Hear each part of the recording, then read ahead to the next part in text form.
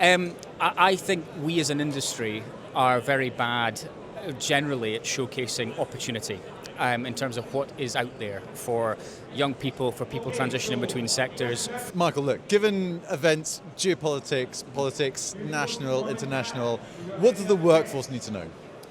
I think it's a great question, Ed. And look, geopolitical, the headlines are always going to change, evolve, be bombastic as we've seen recently.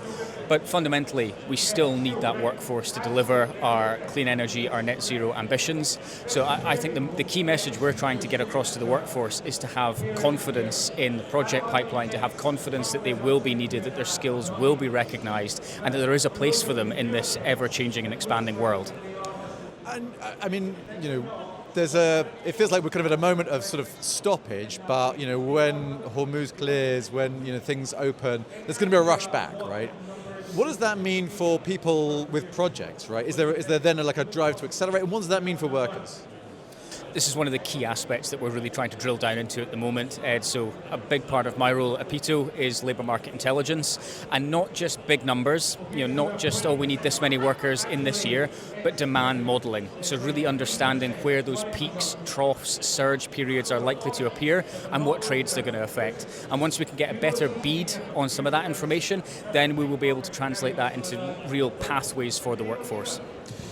So in terms of, I suppose, making that discussion clear with employers as well, right? Like, obviously two sides to the argument. Do things going on make that harder? Do they make it easier? What's the vibe?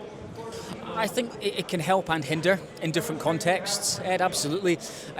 Obviously, we're seeing a stall in decision-making, in investment activity in some arenas because of the uncertainty that the issue in the Middle East and other, we've said geopolitical, we'll use that word again, other developments are creating across the world.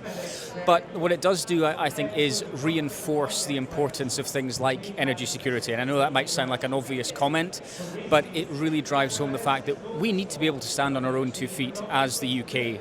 We need to have that workforce in place that mean we can deliver the domestic pipeline of projects that we have in the works, under construction, being talked about at the moment. And I don't think we're in that position yet. So what needs to change, right? If you were in charge, if there was one thing you could change, what would it be? That's like asking me to wish, wave a magic wand there. Yeah, absolutely. I think we as an industry are very bad generally at showcasing opportunity in terms of what is out there for young people, for people transitioning between sectors, for people coming from adjacent sectors. If we can clearly articulate what the value proposition is for coming to work in energy, and look, we're trying to solve some of the world's most complex and exciting engineering problems of all time, or at least of the modern age.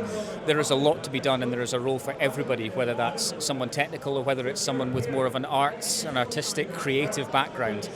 We're just not conveying that message. I think it's a perception issue that we really need to work on and change.